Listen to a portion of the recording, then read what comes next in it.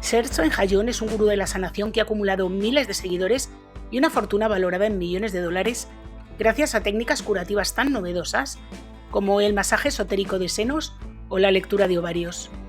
Su organización Universal Medicine promete curarlo todo gracias al conocimiento que a su líder le llegó en una ocasión en la que estaba sentado en el inodoro y se dio un tiempo para reflexionar. Y si pensáis que esto es una broma, no lo es en absoluto.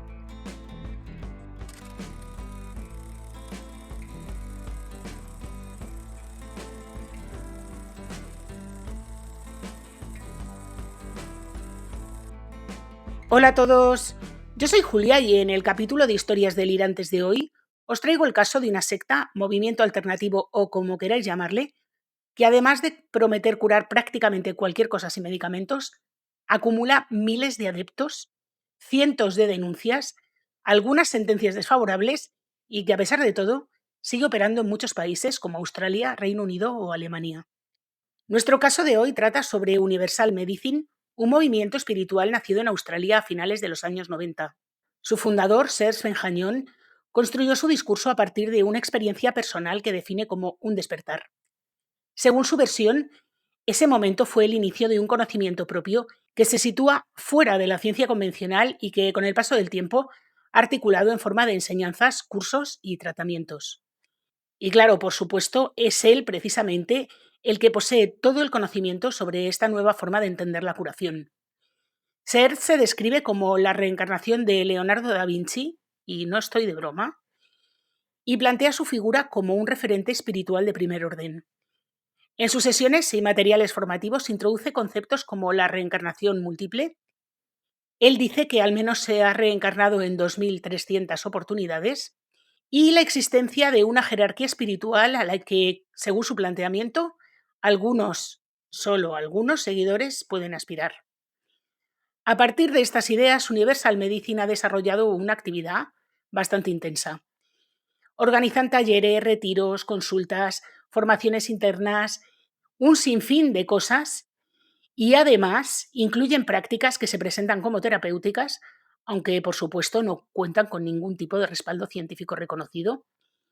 Y no es de extrañar porque hacen cosas tan delirantes como el chakrapuntura, que consiste en la introducción de una aguja en alguna parte del cuerpo que se detecta mediante la percepción energética, según Serge, porque el paciente arrastra una tensión que puede localizarse simplemente tocándole y esta supuesta energía negativa puede tratarse a través de una aguja y así puede curar desde una úlcera hasta un esguince. Otro tipo de intervención bastante novedoso son los llamados masajes esotéricos de senos, que no son otra cosa que unos tocamientos estupendos justificados por un supuesto tratamiento ginecológico. La diferencia con un encuentro cariñoso, digamos, sería que se evita tocar el pezón. Y por supuesto, también coloca las manos en el abdomen muy cerca del pubis, mientras hace diagnósticos y curaciones personales, como la lectura de ovarios, que además él utiliza como una herramienta para interpretar la vida de las personas. Y todo esto, mientras mantiene ese contacto físico en esa zona del cuerpo, hace afirmaciones sobre la infancia, sobre relaciones o sobre supuestos traumas. Cuando tiene que tratar a alguna víctima de agresión sexual, yo creo que ya le mete mano directamente. También puede hacer una cosa que se llama la extracción de la serpiente energética, pero esto ya lo hace por detrás, dando masajes donde la espalda pierde su casto nombre, como decía aquel. Me vais a perdonar por los eufemismos, pero es que estoy hasta el moño de que me pongan problemas con los vídeos. Y después de ponerle las manos ahí, pues le hacen preguntas sobre su vida sexy y si consume vamos, como haría el mismo Leonardo da Vinci. Y como no podía ser de otra manera, todo esto no lo hace gratis. En pocos años, la situación económica de Serge Hayón ha cambiado de manera radical. Pasa de ser un entrenador de tenis en bancarrota a sostener una estructura financiada por una base de seguidores que, según las últimas cifras, ronda a las 2000 personas. Y son precisamente estas personas las que pagan por conferencia unos $1.500 al día y unos 100 o $500 en otro tipo de actividades. Y si a esto se le suman las consultas individualizadas y los tratamientos, pues imaginaros los ingresos que tiene la criatura.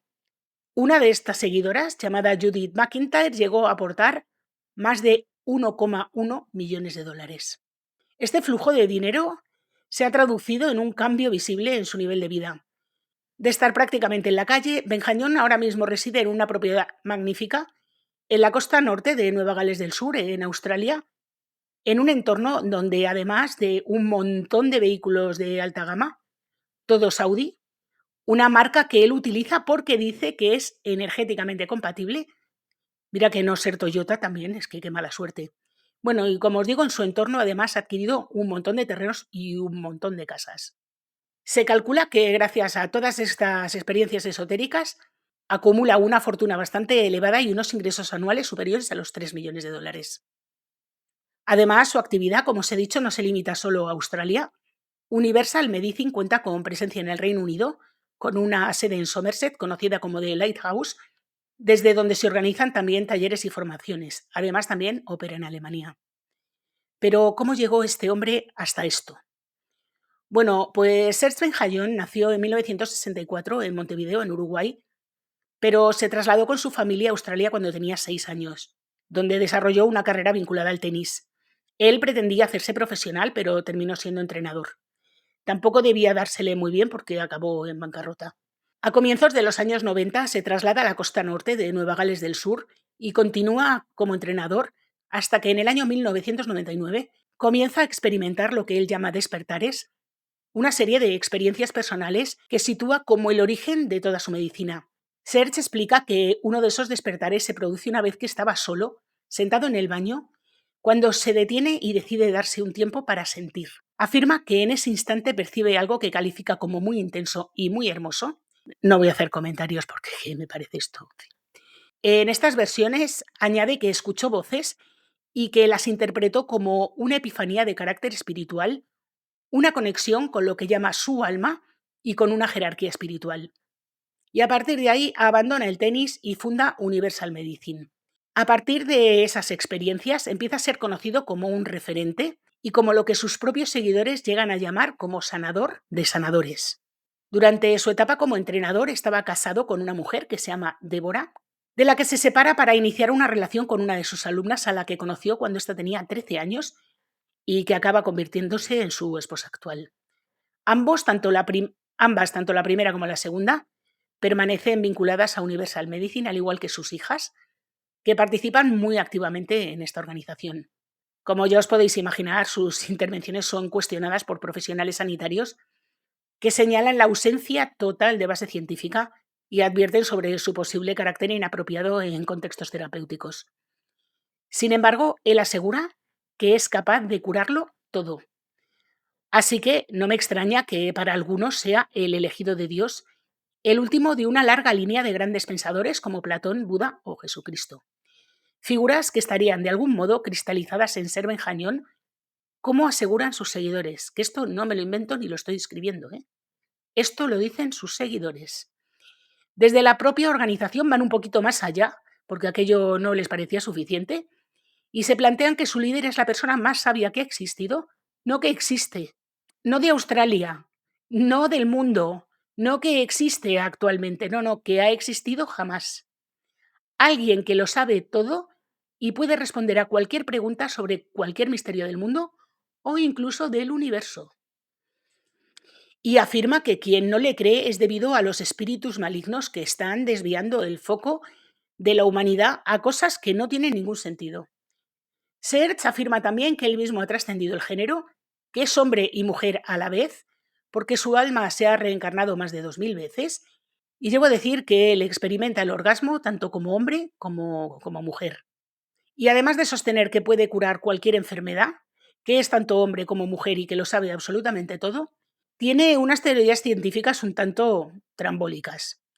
Rechaza por completo que existan gérmenes, factores genéticos o causas ambientales que expliquen las enfermedades. Si alguno de sus tratamientos no funciona, la responsabilidad no es suya. Es del paciente por no recibirlo bien o no creer en él. En cambio, sostiene que si se siguen sus enseñanzas al pie de la letra, podría llegar a resolver problemas como el hambre, la violencia o el comportamiento humano, sea del tipo que sea. A sus seguidores se les indica que ciertos alimentos permiten la entrada de espíritus malignos en el cuerpo Y estos alimentos son alcohol, lácteos, café, harina e incluso alimentos como zanahorias o patatas que están completamente prohibidos. Según él, en el futuro se entenderá que quizá no necesitamos 3 comidas al día y que hay alimentos que no están diseñados para ser consumidos. Si lo dice, pues vale. Como lo sabe todo, habrá que creerle. Este hombre asegura que quien consume lácteos o chocolate no puede amar de verdad y que las zanahorias son tan malas como la heroína. Frente a esa amenaza de los espíritus, plantea una solución bien sencilla además. Tratamientos físicos con contacto, idealmente realizados por él mismo, además de una forma de vida saludable con prácticas entre las que se incluye acostarse a las 9 de la noche y levantarse a las 3 de la mañana. Mirad, a mí me quitan el chocolate, las patatas y me hacen levantarme a las 3 de la mañana y mira, prefiero que me entren los malignos por el cuerpo, en serio. Y a pesar de que todo esto os pueda parecer absurdo, nadie le denunció hasta que llegó una mujer llamada Esther Rocket, que inició una denuncia pública tras una sesión con Benjañón en 2005. Una amiga que practicaba acupuntura mandó a esta chica a ser Benjañón.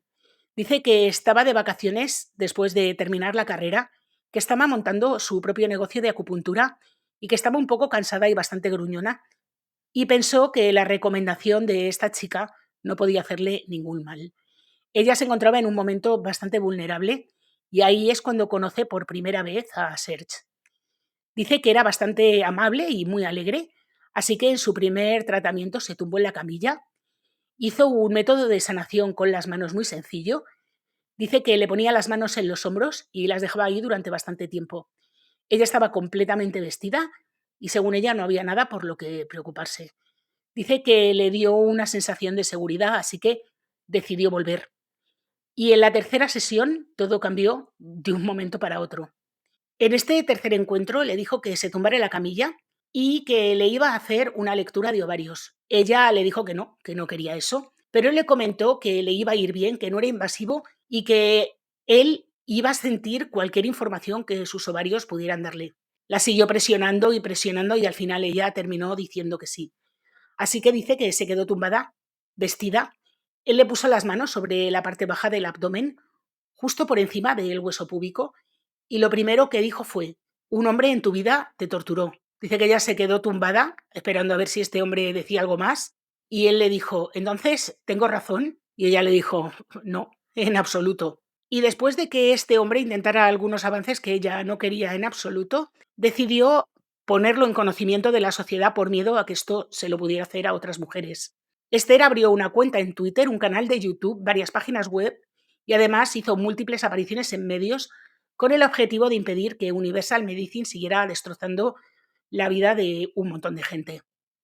Los años de esfuerzo de Esther acabaron llamando la atención del propio Serge, que presentó una demanda por difamación a raíz de las afirmaciones de Esther de que Universal Medicine era una secta, negando también las acusaciones de haber tocado de manera indeseada a la propia Esther.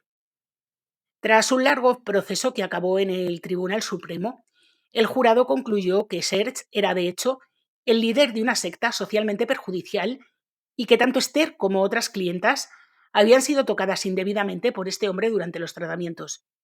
Y también concluyeron que Serge tenía un interés indecente en niñas de tan solo 10 años.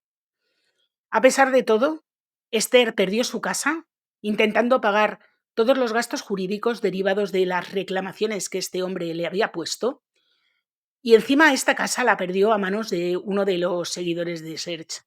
Cuando los jueces emitieron el veredicto, Serge no estaba presente. Pero quizá la controversia más importante de todas las que se le han planteado a este hombre fue el caso de la actriz Judith McIntyre. De las miles de personas que le han dado dinero a Serge Bejañón, pocas han sido tan frágiles o tan vulnerables como la caudalada viuda Judith McIntyre. Judith ya estaba desesperadamente enferma cuando conoció a este hombre en un festival. Se acercó a él, le habló y le dijo directamente: tengo cáncer de mama. Y entonces él centró su atención en ella y le dijo: necesitas un profundo autocuidado. La hija de Judith, Sara, que es neurocientífica, se preocupó de inmediato por todo lo que este hombre le estaba diciendo a su madre. Su madre se convirtió al instante en una creyente total. Su hija habla abiertamente de una secta que manipuló a su madre en los últimos días de su vida. Serge la rodeó de gente de Universal Medicine, desde la enfermera al asesor financiero, la ejecutiva, el testigo, la abogada, incluso la persona que vivía con ella, con la que compartía vivienda. Todos formaban parte de Universal Medicine. Y lo peor de todo es que le hicieron creer que ella misma se había provocado el cáncer con las decisiones que había tomado a lo largo de su vida. Judith incluso grabó un vídeo para la organización explicándolo. Murió 4 semanas después de grabar un vídeo donde decía que ella misma se había provocado la enfermedad y que gracias a Serge iba a morir dignamente. Yo no entiendo cómo una persona capaz de curarlo todo no fue capaz de curar a esta mujer. A su muerte, Judith ya había donado 1,1 millones de dólares a Serge Benjañón. Tras la muerte de Judith, su hija Sara abrió el ordenador de su madre y descubrió correos electrónicos que este hombre le había mandado, aconsejándole a la mujer moribunda sobre cómo restringir la parte de su fortuna que le correspondía a sus hijos. Uno de los mensajes decía: tus hijos están intentando desestabilizarte, intentando provocar tu simpatía, y todo eso es un ataque a los fondos que ayudarán a la jerarquía a trabajar en la tierra. Porque una de las enseñanzas más estrictas de Benjañón es que las peticiones de los hijos a sus padres en realidad perjudican tanto a unos como a otros en su próxima vida. Es mejor dárselo todo a Serge. Según Sara, su madre le dio el dinero porque tenía miedo de lo que pudiera pasarle en la otra vida si no lo hacía. Judith era una mujer bastante rica y en sus últimos meses hubo bastante conflicto sobre quién iba a recibir su dinero. A sus 2 hijos, Seth y Sara, su madre les había prometido personalmente una parte justa. Pero a medida que el cáncer avanzaba y ella se implicaba cada vez más en la comunidad de Universal Medicine, el dinero que les había prometido a sus hijos tenía cada vez menos posibilidades de llegar hasta ellos. Del dinero que tenía Judith, $800,000 se los dio a Serge para la construcción de un salón público. Otros 300,000 se gastaron en la compra de derechos sobre unos terrenos. Todo ello con la esperanza de permitir que otros recibieran una sensación similar de paz y aceptación, igual que la que había recibido Judith. Era un proyecto de gran importancia para ella y era el legado que ella deseaba dejar.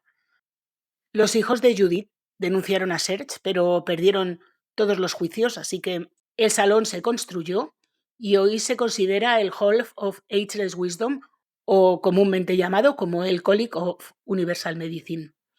Los hijos de Judith recibieron $250,000 cada uno.